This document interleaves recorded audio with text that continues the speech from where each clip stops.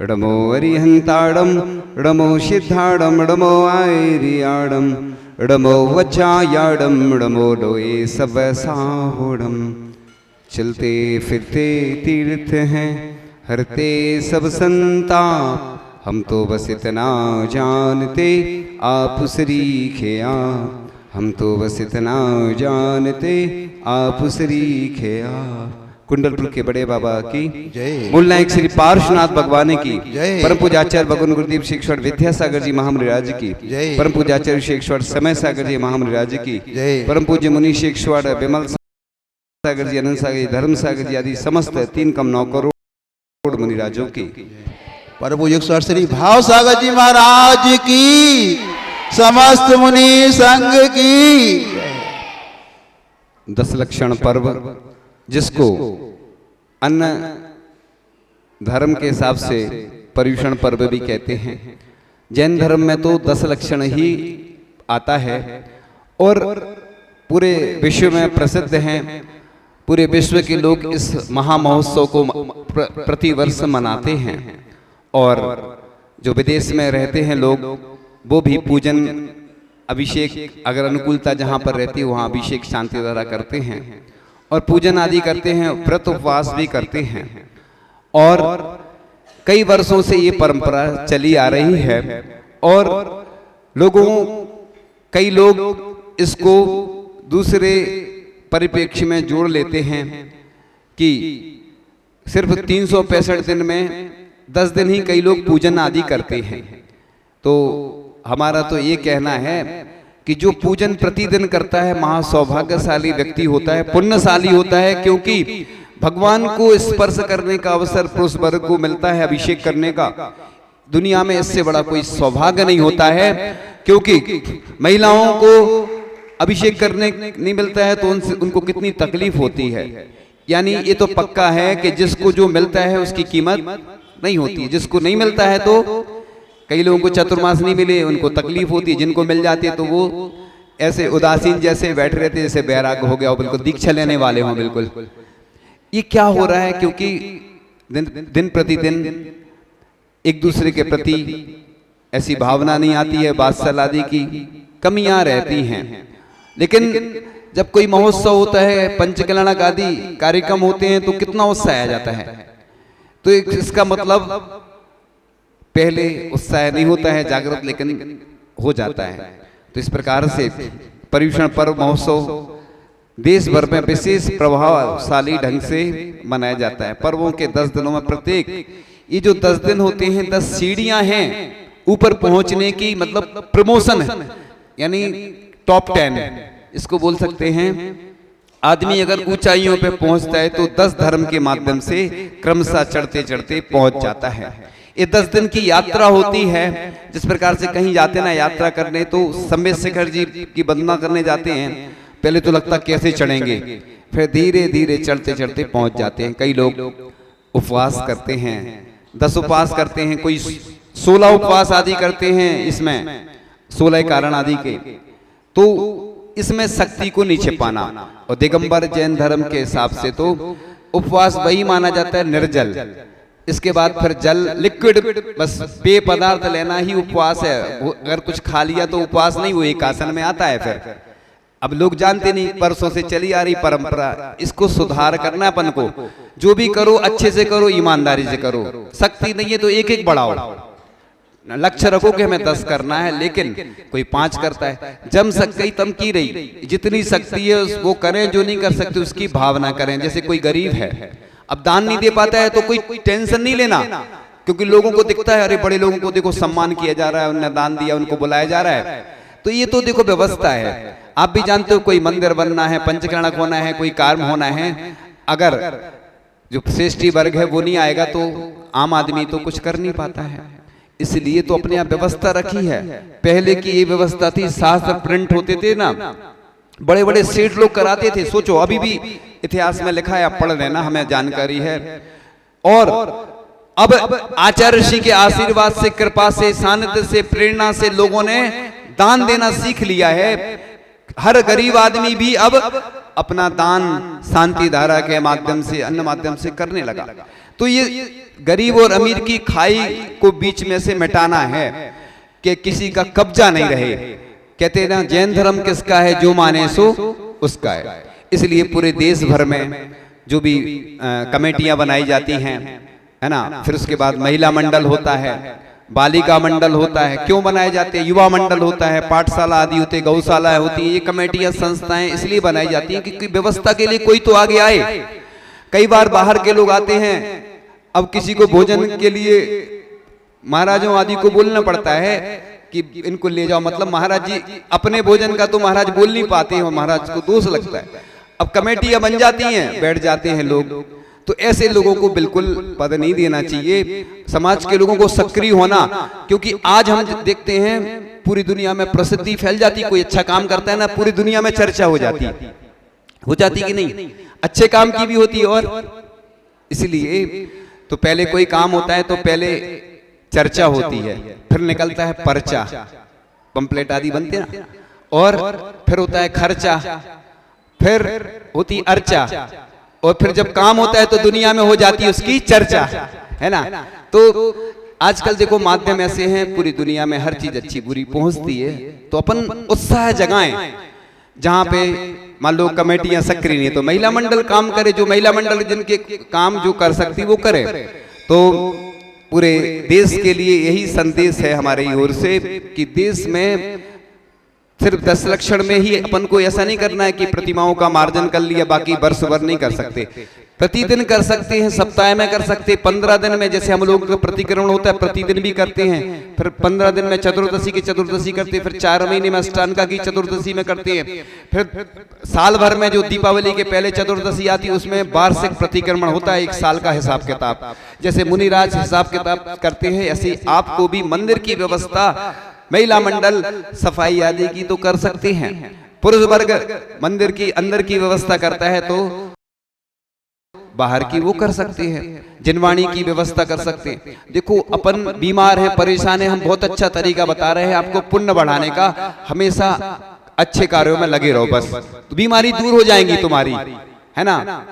हम खुद जब हम ब्रह्मचारी थे तो हम खुद जिनवाणी आदि की व्यवस्था करते थे अकेले। लोग कहते हैं अरे अकेले हम क्या कर सकते, इतनी मेहनत की, इतनी मेहनत, और आचार्य से जाके प्रायश्चित भी लिया। अब डिटेल्स नहीं बताएंगे वो क्या हुआ क्या नहीं, फॉर सिर्फ तो ऐसा कुछ नहीं सोचो।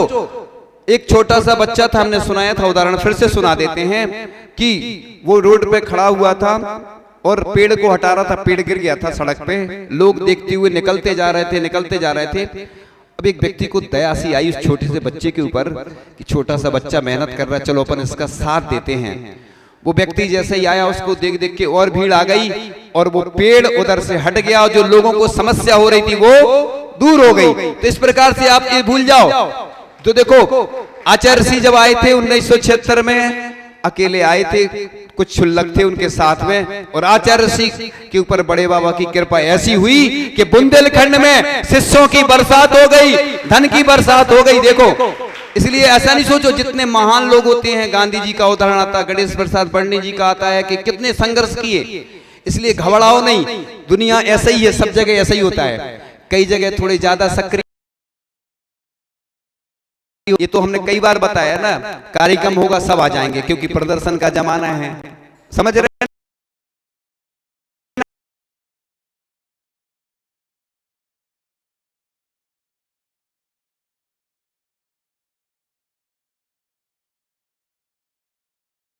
आप लोग इसलिए धर्म के कार्य में अच्छे से प्रदर्शन करो, तुम लोग दिखा के किया करो। अपने शादी वादी में तो सालगिरह, एनिवर्सरी क्या बोलते, मैरिज एनिवर्सरी, बर्थडे, इनमें भले ही कम कर लेना, लेकिन धार्मिक क्रियाएं अच्छे से करना, क्योंकि ये पुण्य वर्धनी क्रियाएं हैं। दुनिया देखती है कि तुमने क्या किया, इसमें डरना नहीं, लोग क्या कहेंगे।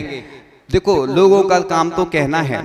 एक बाप और बेटा जा रहे थे तो घोड़े पे बैठे थे दोनों, कहले कैसे मूर्ख हैं बताओ, एक घोड़े के ऊपर दोनों बैठ गए। ये थोड़ा सा उदाहरण तो दूसरा आता, हमारे शब्दों में है, ये चेंज हो सकता कुछ। तो दूसरा, एक बाप बैठ गया, बेटा चल रहा पैदल, बताओ कैसे मूर्ख हैं कि बाप बैठा है, बेटा पैदल चल रहा है। फिर तीसरे गांव से निकले तो बेटा बैठ गया, तो बाप चल रहा था पैदल। अरे कैसा मूर्ख है बताओ, बाप को पैदल चलवा रहा, बेटा बैठा है। फिर आगे चलते गए, वो दोनों ने घोड़ा को अपने ऊपर रख लिया। तो कैसे मूर्ख हैं बताओ, खुद भी पैदल चल रहे और घोड़ा को भी। दुनिया ऐसे ही है। विवेकानंद स्वामी ने एक बहुत अच्छी बात उनकी हमें हमेशा याद रहती कि पहले हर कार्य का विरोध होता है, फिर लोग धीरे से स्वीकार करते हैं, फिर बाद में तारीफ करते हैं। इसलिए कोई भी काम करो तो पहले लोग आलोचना करेंगे आपकी, अरे ये ठीक नहीं है, वो ठीक नहीं है। देखो, काम करने वाले हर जगह गिनती के लोग ही होते हैं। जब भी मुनिराज से निवेदन करने आना हो तो कोई नहीं दिखता है निवेदन करने के लिए। आहार में भी देखा होगा आपने, आहार करवाने तो पूरी पड़गान में कितनी सारी भीड़ रहती, छोड़ने के लिए गिनती के लोग बचते हैं। अरे जब महाराज को अच्छे से लेगा तो छोड़ना तो और अच्छे से चाहिए कि हमारे यहाँ निरंतर आहार हुए हैं, बड़ी खुशी का है। लेकिन लोग आलस करते हैं। देखो एक चीज बता देना, जब भी अपन आते हैं महिलाएं बिल्कुल नहीं आना महाराज के साथ। महिलाएं अकेली बोल रहे हैं क्योंकि लोग देखते हैं। आप समझ गए ना, बालिका हो, महिलाएं हैं, पुरुष वर्ग को जरूर आना चाहिए। जिस घर में पुरुष नहीं हो तो कोई को बुला लिया करो आस पड़ोस के। पुरुष दुकानदारी करते हैं, दुकान पे बैठे रहते, इधर उधर के काम करेंगे, ये ठीक नहीं है। ये पूरे भारत के लिए मैं कहना चाह रहा हूँ, ये बात चूंकि आई है तो बता रहा हूँ। महिलाएं पूरी इकट्ठी रहती है, महाराज जी अकेले आ रहे। आहार भी महिला अकेली नहीं करा सकती, पुरुष वर्ग का होना जरूरी है और पुरुष पड़गाहन करे। जिस घर के पुरुष नहीं आते हैं तो समझ लेना अमंगल होता है। महिलाएं आहार दें, सहयोग करें, बनाएं वो पूरा, लेकिन छोड़ने के लिए महिलाएं भी आए, पुरुष भी आए बराबरी से। बिहार में भी ऐसे ही, कोई महाराज अकेले जा रहे हो, महिलाएं चल रही, ये भी ठीक नहीं। महिलाएं भी चले, पुरुष भी चले, बालिकाएं भी चले, ये अन्य लोग देखते हैं। और आजकल काय का जमाना है, समझ गए ना, तुरंत सब जगह लोग भेज देते। इसलिए कुछ भी काम करें अच्छे से प्रभाव ना करें, मना नहीं है। तो इस प्रकार से ये जो जैन परंपरा के अनुसार यह पर्व भादो माघ और चैत्र के महीने में शुक्ल पंचमी से लेकर चतुर्दशी तक आता है। कभी कभी तिथियां घट जाती, वो अलग मैटर है। बाकी ये मोटे मुख्य रूप से बताया जा रहा है कि कैसा। तो इस प्रकार से भाद्र पद जो होता है ना, ये महीना राजा कहा है इसको। इस 10 लक्षण पर्व पर ऐसा लिखा है कि सृष्टि की रचना संबंधी क्रियाएं आगे प्रारंभ हो। हम भरत क्षेत्र और ऐरावत क्षेत्र में आगे मनुष्य 60 कर्मों को करें। इससे पूर्व 49 दिन की सुवृष्टि के उपरांत यह पर्व आता है। इसलिए यह जो 10 दिन होते परीक्षा के, इसलिए जो लोग उपवास करते हैं बड़ी खुशी की बात है। नहीं भी कर पाते तो कभी भी कर सकते, लेकिन चतुर्मास वर्षा योग सबसे अच्छा रहता है। संलेखना आदि के विषय में भी लिखा है और उपवास करने में पानी गिरता है, जठराग्नि मंद होती है, ऐसा लिखा है, शास्त्रों में भी लिखा है। और वैज्ञानिकों ने भी सिद्ध किया है कि 70% जल की मात्रा होती है हमारे शरीर में, और पूरे वर्ल्ड में भी वाटर लेवल जो है ना 70% है। तो जल की मात्रा बढ़ जाती है। कई बार ऐसा शोध किया गया कि अष्टमी, चतुर्दशी, अमावस्या आदि को विशेष अपराध होते हैं, क्योंकि हमारे शरीर में जल की मात्रा बढ़ जाती है। इस जल की मात्रा को कंट्रोल करने के लिए ही उपवास आदि की जाती है। वैज्ञानिक कारण बता रहे हैं। धार्मिक कारण तो तप की शुद्धि है। हम पाप तो करते रहते हैं, लेकिन हमें प्रक्षालन करने का अवसर मिलता है। शरीर के द्वारा हमने अनंत काल में, पूर्व में, वर्तमान में जो पाप किए हैं उसकी, इसलिए प्रायश्चित में उपवास दिए जाते हैं।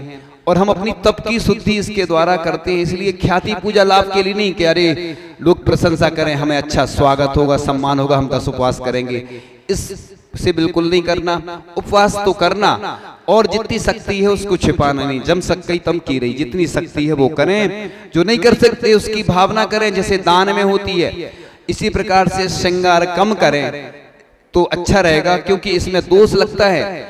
अपन 355 दिन भले ही नहीं करते, मतलब ज्यादा करते श्रृंगार तो फिर भी ठीक है, ठीक नहीं बोल रहे, मतलब चल जाता है फिर भी, लेकिन कम से कम 10 दिन तो इसीलिए तो आते हैं कि ये अपन अंजन मंजन मनोरंजन से रहत उपवास चतुर्दशी आदि को भी करते ना। तो अपन कैसे करें? उस दिन घर में काम नहीं करें, मेहनत उसके पहले कर लो, जो काम करना बाद में कर लेना। घर के लोगों का सहयोग करें, मतलब घर के जो उपवास कर रहे हैं उनकी वैयावृत्ति आदि करें। ये वैयावृत्ति जैसे शिविर में जाते हैं लोग, ऐसा ही होती है। तो जहां पर गृह में शिविर लग रहा है ना, कि घर में रह के ही शिविर के वही नियम पालन करना है, बस कुछ चीज की छूट आती रहती है। जो शिविर में शिवरात्रि रहती है तो उनको सब घर का त्याग और वो यंत्र का त्याग चले, दूरभाष यंत्र, तो उसका त्याग, इसलिए कि लौकिक संपर्क दूर रखना, त्यागी वृत्ति रहना। जैसे महाराज माता जी रहते वैसा 10 दिन बन के तो देखो कि हमें भी अगर माता जी बनना पड़े, महाराज जी बनना पड़े, कभी आगे बनना ही है, लक्ष्य रहना चाहिए। तो ये अभ्यास है, हमें प्रतिमा लेना है। जो प्रतिमा ले लेता है उसका जीवन उच्च बन जाता है। एक बहुत अच्छा उदाहरण है जो आपको सुनाते हैं कि एक व्रती हुआ है। देखो आप लोग सुनकर आपके रोंगटे खड़े हो जाएंगे, क्योंकि हम वही चीज सुनाते हैं जो अलग से हो, हटके हो, नई हो। लोगों को लगता है कई बार कि हम जैन हैं तो हमें जीवों की हिंसा नहीं करना है ना। तो जीवों की हिंसा करने का उपदेश नहीं दिया जा रहा है। अपनी रक्षा करने के लिए, अपने देश की रक्षा कैसे की जाती है। तो एक बार गुजरात पर आक्रमण कर दिया था और वहां के सेनापति आबू जो थे व्रती श्रावक थे, युद्ध मैदान में प्रतिक्रमण कर रहे थे और हाथों में तलवार लिए थे। सोचो कितना अच्छा उदाहरण है कि हाथ, युद्ध का मैदान है, तलवार लिए और प्रतिक्रमण कर रहा है। वो इंदिया बेंदिया यो पढ़ते ना, और लोगों ने देखा ये नरम नरम हलवा खाने वाले क्या वीरता दिखा सकते। ये तो क्या है, समझ गए, वो हम बोल नहीं रहे, सब जानते हैं ना अपन को क्या बोलते लोग, है ना, समझ गए। तो बस लोग ऐसे ही समझते अपन को। अब सेना के सरदार के मुख से सुनकर भी प्रतिक्रमण पढ़ते रहे, सुन लिया कान से, लोग हमें ऐसा बोल रहे हैं। और प्रतिक्रमण समाप्त होने पर शत्रुओं के सरदार को ललकारा, सूरवीरता पूर्वक युद्ध करते हुए शत्रुओं के छक्के छोड़ा दिए और सेनापति मैदान छोड़कर भाग गए। व्रती सेनापति आबू को अभिनंदन पत्र भेंट करते हुए रानी ने हास्य में कहा, सेनापति जब युद्ध में एक इंद्रिय 2 इंद्रिय तक से क्षमा मांग रहे थे तो हमारी फौज खबरा उठी कि एक इंद्रिय जीव से क्षमा मांगने वाला पंचेंद्रिय मनुष्य को युद्ध में कैसे मार सकेगा। इस पर व्रती श्रावक आबू ने उत्तर दिया, महारानी जी मेरे अहिंसा व्रत का संबंध मेरी आत्मा के साथ है। आत्महित के लिए सभी जीवों की रक्षा का भाव रखता हूँ। मेरे द्वारा अनजाने में अनेक उन्हें कष्ट हुआ हो तो क्षमा मांगता हूँ, किंतु यदि देश समाज धर्मायतन की सेवा के लिए मुझे युद्ध तथा हिंसा भी करना पड़े तो मैं उसे धर्म मानता हूँ, क्योंकि इसका उपयोग राष्ट्र की और एवं आवश्यकता अनुसार ही होना चाहिए, परंतु आत्मा और मन मेरी निजी संपत्ति है। इन दोनों को हिंसा भाव से अलग रखना मेरे अहिंसा व्रत का लक्षण। इसलिए कायर नहीं बनना, है ना। प्रतिमाधारी के लिए लिखा है खेती भी करता उत्तम खेती मध्यम, इसलिए खेती में भी दोष नहीं बताया। उद्योगी हिंसा की छूट होती है आपकी, आप लोग भोजन आदि बना लेते हैं तो उसमें भी हिंसा आदि होती है। अपन के भाव यही रहना चाहिए, हे भगवान भोजन बनाना कब छूट जाए, भोजन बनाना छूट जाए, व्यापार छूट जाए, रोज भावना तो करो, पुण्य बढ़ेगा, डरो नहीं। तो इससे इसी प्रकार से ये 10 दिन हैं हमें ऊंचाइयों पर पहुंचाने के लिए मिले हैं कि हम व्रत उपवास करें, एक बार भोजन करें, एक आसन, शुद्ध एक आसन, मुनिराज जैसे।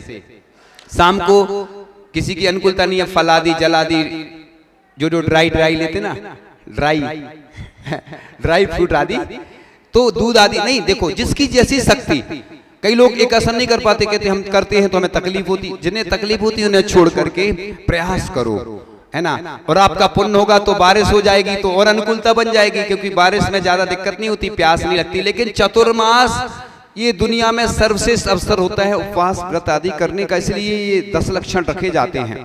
तो अपनी अन्य चीजों का त्याग करना जो हम वर्ष करते हैं, 10 दिन छोड़ दें, आगे पीछे कर ले, लेकिन 10 दिन ये जीवन के सबसे अच्छे क्षण होते हैं। इसलिए अपन प्रयास करें तो सब कुछ संभव हो सकता है। इसलिए ये जो पर्व होते हैं ना, पर्व एक अलार्म बेल की तरह होते हैं, पर्व एक सूची यंत्र यानी इंजेक्शन होते हैं। जैसे इंजेक्शन से व्यक्ति क्या होता है वो सब मालूम है आपको, ठीक है। पर्व एक नेता होते हैं। इस प्रकार से अलग अलग टाइप के पर्व होते हैं, इसमें अपन किस प्रकार से अपना जीवन व्यवस्थित बनाएं। तो अवसर होता है इसका मंगल काल, मैत्री, विशेष उत्सव और पवित्र दिवस, इसलिए इनके लिए बताने की आवश्यकता नहीं होती। लोग अपने आप जागृत रहते हैं, बच्चे से लेके बड़े तक। बस हर घर में रात में ना तो पानी, अब बच्चे हैं तो वो नहीं मानते, उनको छूट है। देखो जो जिनकी अनुकूलता नहीं बनती, कोई बीमारी है, एक डॉक्टर ने बताया था, आचार्य ऋषि से बताया, आचार्य ऋषि हमें शुगर है। आचार्य ऋषि ने कहा रात का त्याग कर दो, और डर रहे थे, वो डॉक्टर थे, त्याग कर दिया, उनकी शुगर ठीक हो गई थी। तो ऐसा नहीं सोचो, तुम घबराओ नहीं करो। देखो जिनको बीमारियां हैं वो औषधि की छूट रहती है उनकी, आयुर्वेदिक आदि। और जो ये खाते ना, जो तंबाकू है, चाय है, ये सब चीजों का, क्योंकि अशुद्ध चीजें हैं ये, और नशा भी है। कई लोग कहते हैं हम 10 दिन तो त्याग कर लेते हैं, बाकी समय नहीं, तो वो त्याग करना है। और जो हमने नियम बताए थे ना, इसमें नियम लिखे हैं ये वाले, तो ये नियम पूरे पालन करें सामान्य लोग। और जो जिनकी अनुकूलता नहीं है, बाहर पढ़ रहे हैं, बच्चे हैं, सर्विस करने वाले हैं, वो वहां पर अपने पहले से व्यवस्था कर लें, क्योंकि व्यवस्था करने से क्या होता है कि व्यवस्थित काम हो जाता है। तो इस प्रकार से यह वासना को जो रहित करा दे वह पर्व है।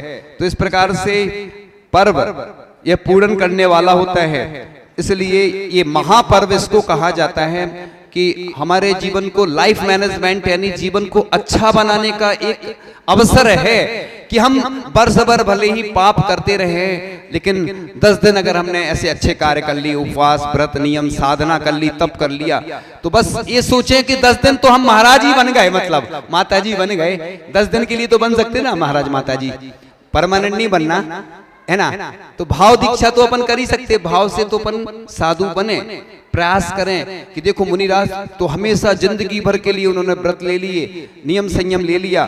तो ये आप लोगों के लिए, मुनि महाराजों के लिए ऐसा कोई नियम नहीं है कि चतुर्दशी को हरि का त्याग करें, पर्युषण में त्याग करें। ये तो उनकी साधना है कि त्याग करते हैं, तो ऐसा कोई नियम नहीं कि महाराज जी चतुर्दशी को उपवास करें, अष्टमी को, ऐसा धारणा लोगों की रहती है ना, कर सकते हैं। लेकिन केसलोंज आदि के उपवास जरूरी हैं, स्थापना, चतुर्मास, निष्ठापन, वार्षिक प्रायश्चित जो जरूरी हैं बस उतने जरूरी हैं, बाकी वो अपनी साधना करते रहते हैं। कोई 4 दिन में करता है उपवास, कोई एकाहारिक उपवास करता है, अपनी अपनी साधना है ना। तो इस प्रकार से आप लोग भी जैन धर्म के, दिगंबर जैन धर्म के पद चिन्हों पर चल के कि किस प्रकार से हमारे साधु करते हैं, उनके पीछे हमें चलना है। और इस प्रकार से सब नियमों का पालन करते हुए इस महा महोत्सव को बहुत अच्छे ढंग से मनाना है, क्योंकि ये उत्तम कहा जाता है। ये 10 दिन की यात्रा 11 दिन में पूर्ण होगी, और 11 दिन तक सबको अच्छे से नियमों का पालन करना है। इसलिए जो पर्युषण होता है ना, पर्युषण पिता का एक बड़ा सुखद, निर्विघ्न, मंगलमय, निरापद कुटुंब है। इसके बेटे ही बेटे हैं, क्षमा पत्नी है, 9 बेटों की माँ, मार्दव, आर्जव, सत्य, शौच, संयम, तप, त्याग, आकिंचन और ब्रह्मचर्य, इसके 9 सपूत हैं। तो ये पिता और पूरा परिवार है। 1-2 धर्मों में अंतर आता है अलग अलग ग्रंथों में, इसलिए आगे पीछे हो जाते हैं। इसलिए यह पवित्रताओं और निर्मलताओं की आहुति का पर्व है, और 10 लक्षण राम रूप पर्व है। यह एक ऐसा विलक्षण महापर्व है जो जीवन के आंगन को अभिराम अल्पनाओं से भर देता है, उसका श्रृंगार करता है। और इसको पर्युषण को आध्यात्मिक भव्यता का, सौंदर्य का महान पर्व कहा गया है, मनुष्यता का महोत्सव कहा गया है इसको, और 10 लक्षण की शक्ति अनंत है। इस प्रकार से इसमें अच्छे से पूजन करें, निर्विकल्प। जिनका बिजनेस है, जिनको जाना है तो जाएं। अब अपने अपने हिसाब से, अनुकूलता के हिसाब से, जो भी साधुओं से छूट लेकर के अपनी समस्या बता सकते हैं, और सब लोग आराम से अच्छे से बैठें, उत्साह के साथ लाभ लें। ये तो जिंदगी भर करना ही है, घर तो जिंदगी भर रहना है, लेकिन घर में रह के अगर तुम तप साधना कर रहे हो तो ये दुनिया का सर्वश्रेष्ठ अवसर है। क्योंकि लोग घर का त्याग करके अगर शिविर में जाते हैं तो वो उतनी बड़ी बात नहीं है। तुम घर में रह के अब तुम्हारी कठिन परीक्षा है, अच्छे नंबर 100 में से 100 ला के दिखाओ तो जाने, क्योंकि बड़ा कार्य है। क्योंकि अन्य लोग तो घर छोड़ के जाएंगे, लेकिन जो घर में रह के नियमों का पालन करे उसके लिए चैलेंज है, और जो सबसे अच्छे नंबर लाएगा उसको सर्वश्रेष्ठ पुरस्कार दिया जाए, क्योंकि उसने इतने दिन तक इतने उपवास किए, तप साधना की, इसलिए उसके लिए सम्मान किया जाए। तो इस प्रकार से आगे की बात आप और सुनेंगे। तो इस प्रकार से आप लोग उत्साह के साथ अच्छे से अवसर को नहीं जाने दें और अच्छे से लाभ लें, क्योंकि बहुत अच्छी पंक्तियां पहली बार मिली हैं। उत्तम क्षमा से क्रोध को जीतो, मार्दव धर्म से मान गलाओ, उत्तम आर्जव से मायाचारी छोड़कर जीवन में सत्य धर्म अपनाओ, 10 धर्मों के पालन से जीवन सफल बनाओ, जैन धर्म अपनाओ भैया, जैन धर्म अपनाओ। कविता है किसी की, नहीं है, बिल्कुल प्यार, बिल्कुल है ना। उत्तम सोच से लोभ को त्यागो, संयम से मन वचन कर में एकता लाओ, उत्तम तप से रिद्धि सिद्धि व सम्मान को पाकर त्याग धर्म जीवन में अपनाओ, दान पुण्य को अपनाकर अणुव्रत पालन करो, उत्तम आकिंचन से राग देश को भी त्याग कर जीवन सफल बनाओ, जैन धर्म अपनाओ, उत्तम ब्रह्मचर्य से इंद्रियों पर विजय पाकर आत्मफल को पाओ, मोक्ष पद को पाओ, 10 धर्मों के पालन से जीवन सफल बनाओ, जैन धर्म अपनाओ भैया, जैन धर्म अपनाओ।